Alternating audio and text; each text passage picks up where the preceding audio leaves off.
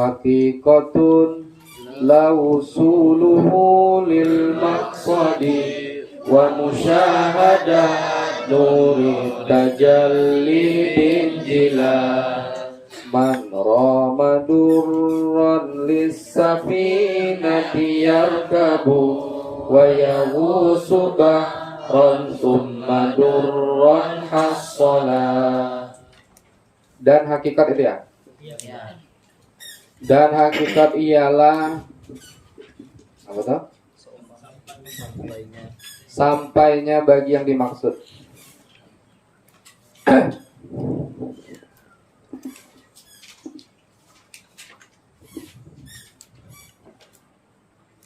Dan memandang Allah dengan terbukanya hijab. Itu namanya hakikat. Juga hakikat itu ialah akhir tujuan seseorang yang menjalani thariqah atau salik, ya. Yaitu mengenal Allah dengan terbukanya hijab dirinya. Hingga ia memandang Allah dengan mata hatinya. Jadi wa haqiqatun, dan bermula hakikat la usuluhu, yaitu sungguh hasilnya itu sesuatu lil maksudi yang dimaksud. Jadi kita hidup di dunia ini, itu maksud kita apa? Kau misalnya maksudmu apa misalnya? Kau sekarang masih hendak hidup gak? Masih mau sehat? Masih mau macam-macam ke depan? Masih? Maksudmu apa?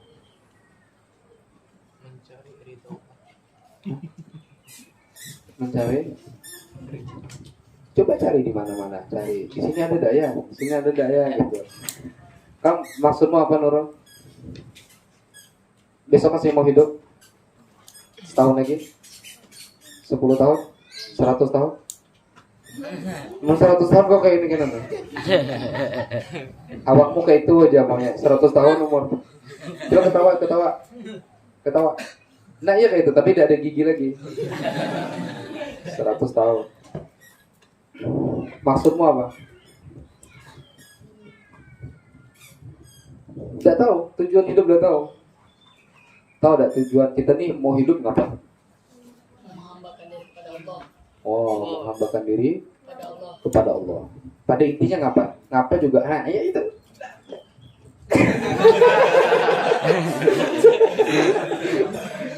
Maka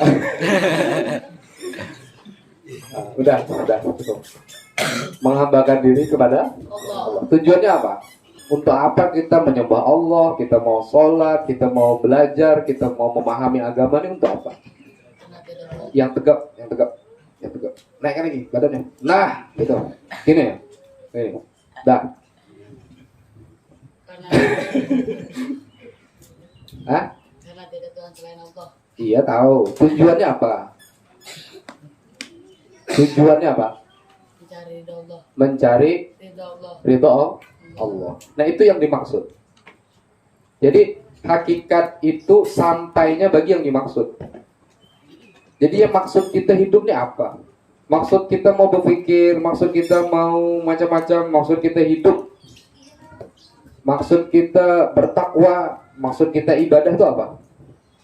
Tujuannya cuma satu, mengharap ridho Allah. Kenapa kita, bisa saja kita kan manusia, bisa saja ketika kita dagang, kemudian kita saling menipu supaya banyak untung, bisa tidak?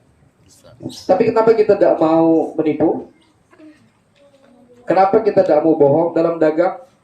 Karena kita tahu tujuan hidup kita nyari ridho Allah, bukan nyari duit. Kenapa kita cari duit? Karena Allah menyuruh kita cari duit. Maka cari duit pun menuju ridho Allah. Kenapa kita tidak mau mencuri? Padahal bisa. Ada kesempatan kita nyuri. Kenapa kita tidak minum khamar? Padahal bisa, tinggal beli 5.000 selesai.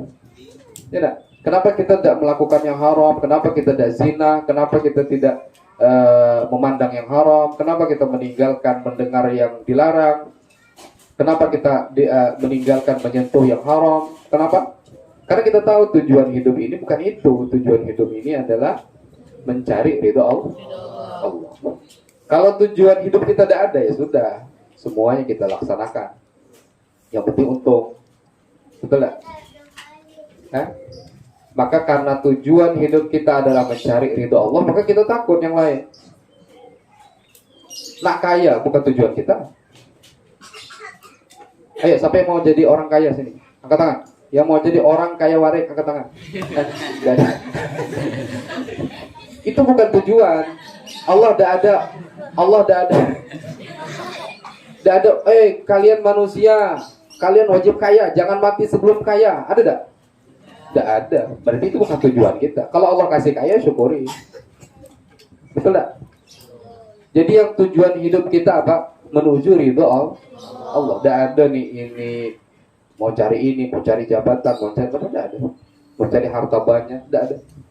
Tapi kebetulan kita dapat harta, kebetulan kita dapat rezeki, kebetulan kita dapat kemuliaan dari Allah, ya, maka itu semua disyukuri. Kenapa kita mensyukuri? Karena menuju ridho Allah. Allah suka kalau orang dapat nikmat, syukur.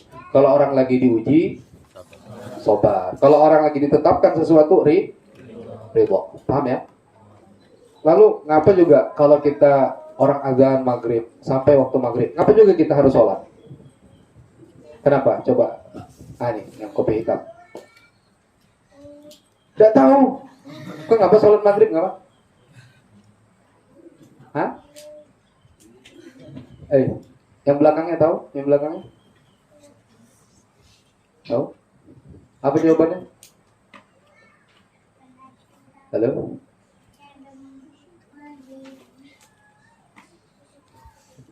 Itu yang belakang. Siapa namanya? Nah ini. Kenapa sholat maghrib? Guring. Yang tegap. Mesti paham. Kalau dia sungguh-sungguh mesti paham. Abdan. Ayo. Perhatikan. Udah. Kenapa tadi orang ketika sampai waktu maghrib dia sholat? Kenapa? Ayo. Kenapa? Karena perintah Allah. Karena mencari ridho Allah. Kenapa? Mencari. Nih. Kenapa? Iya kau. Kenapa? Karena mencari ridho Allah. Belakangnya tuh yang tadi. Yahya ya. Ridho Allah. Nah, ya. Ridho Allah. Yang lengkap karena yang belakang. Itu. Nah, kan kalau perhatikan bisa jawab dia. Perhatikan. Oke? Itu yang nulis siapa namanya? Musa. Kenapa? Nah, tujuan kita itu. Kenapa kita takut tidak sholat maghrib? Kau takut tidak sholat maghrib? Takut tidak? Pas sampai waktu maghrib kau tidak sholat, takut tidak? Kenapa takut? Apa tadi? Karena takut kalau Allah marah nanti dihukum di neraka. Allah punya neraka, jangan main-main. Itu. Jangan kita sangka neraka itu mainan aja, api biasa, bisa kita main-mainkan. Kenapa dia takut? Kok apa juga? Kalau orang sholat langsung sholat. Kalau sampai waktu sholat kau langsung sholat. Mana zikirnya banyak, mana nuntut ilmunya rajin, mana semangat. Ngapa juga? Jawabannya cuma satu, karena mencari ridho Allah. Aku takut betul Allah marah. Kalau aku tak sholat nanti Allah marah. Kalau aku tak ngaji Allah marah. Kalau aku tak paham ketentuan agama Allah marah. Ngapa juga kalau Allah marah? Hati-hati kau, Allah punya neraka. Bahaya tuh. Kalau dipanggangnya di sana, jadi kayu bakarnya api neraka terus berkobar. Bahan bakarnya siapa? Orang-orang yang dimurkai Allah. Hidup terus dia. Jangan main-main dengan neraka. Jadi kenapa takut sama Allah? Allah punya neraka. Paham? Berani tidak kalau lagi bohong? Bohong berani tidak? Nih sama Eja, berani tidak kau bohong? Berani tidak kau bohongi Eja? Kata Eja 1 tambah 1, nanti kau bilang 2 ya. Berani tidak kau bohong? Kau bilang 3, berani tidak? Berani tidak? Hah? Berani tidak bohong? Tak berani. Kenapa? Karena Allah punya neraka, bahaya. Kau berani tidak menyuntan? Abdan. Kenapa? Takut Allah murka. Nah, Allah murka nanti masuk ke neraka, bahaya. Kau berani tidak sholat subuh? Kenapa? Karena takut Allah murka. Kalau Allah murka masuk neraka, dipanggang di dalam neraka jadi kayu bakar api neraka. Kita di surga nonton ini. Nah kau, makanya dibangunkan bangun. Kami di surga nonton ini. Kau di neraka asik. Berani tidak kau minum khamar? Berani, kenapa? Ya haram, tahu haram. Kenapa? Karena takut masuk neraka. Ayo, siapa yang berani adu domba sekarang? Ngadu kawannya.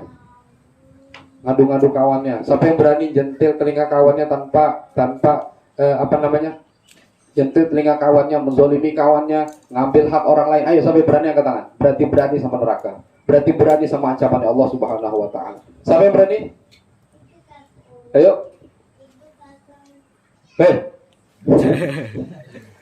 Garang-garang penghuni neraka tuh. Ngeri-ngeri orangnya. Malaikat Malik itu ngeri orangnya. Memang Allah tampilkan beliau sebagai orang yang menakut-nakuti, makhluk Allah yang nakut-nakuti, belum mungkar nakir lagi. Baru buka. Nanti ditanya begitu. Siapa Tuhanmu? Kata mungkar nakir. Allah. Kenapa kemarin tidak nurut sama Allah? Ngapa Allah larang kau berjudi? Ngapa Allah larang minum khamar? Ngapa Allah larang ghibah orang? Kau ghibah orang. Ngapa Allah larang fitnah? Kau fitnah. Tanya lagi, marah bukan?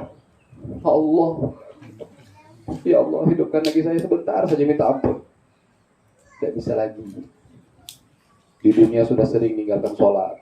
Di dunia sudah sering meninggalkan menuntut ilmu fardhu ain. Di dunia sudah tidak habis lagi. Tidak sempat wirid lagi, tidak sempat suluk lagi, tidak sempat lagi menjadi seorang salik yang betul-betul ibadah kepada Allah. Kenapa? Karena dia meremehkan ancaman Allah. Allah punya neraka.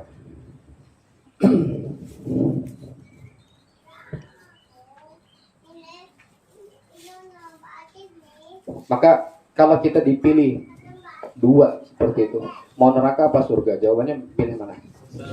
Ya sudah. Kalau mau surga punya siapa? Allah. Surga punya Allah. Ya sudah, ikuti Allah. Takuti murkanya Allah. Maka jangan sekali-kali kita gunakan mulut kita untuk ghibah orang, karena di situ letaknya kemurkaan Allah. Jangan kita gunakan mulut kita untuk fitnah orang, ngejei orang, menyakiti hati orang lain. Jangan kita gunakan tangan kita ngambil hak orang lain, menzalimi orang lain. Karena kita pengen masuk surga. Ada yang berani lagi sama neraka? Ayo, yang berani angkat tangan. Ada? Perempuan ada yang berani masuk neraka? Oke.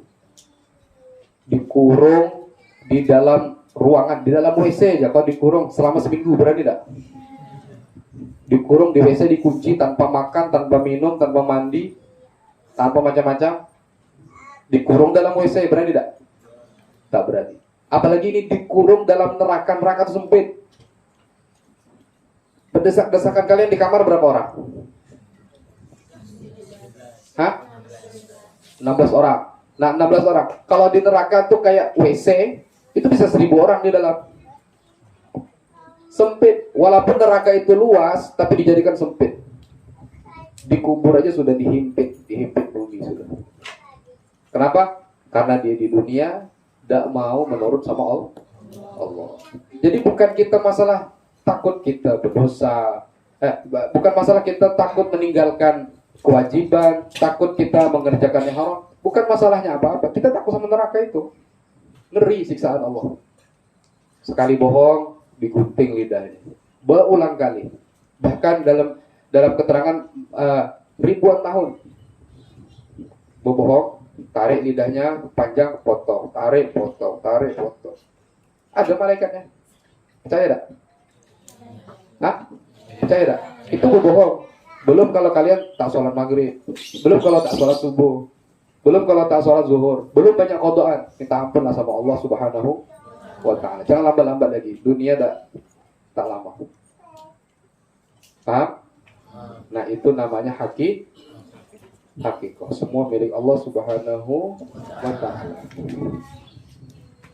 Disaring dan juga hakikat ialah akhir tujuan. Maka ketika kita takut sama neraka, kita takut sama kemurkaan Allah, maka kita pandang diri kita diberi nikmat oleh Allah sebagai orang-orang yang taat kepada Allah Subhanahu wa Ta'ala. Berarti kita betul-betul Allah kepengen kita itu baik.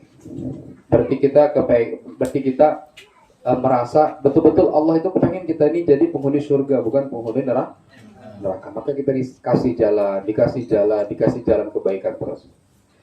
Seseorang yang menjalani jalan salik yang mengenal Allah Subhanahu wa Ta'ala dengan terbukanya hijab dirinya antara dirinya hingga ia memandang Allah dengan mata hatinya, maka tidak ada yang dipandangnya kecuali af'alnya Allah Subhanahu wa Ta'ala. Namanya musyahadatul wujud.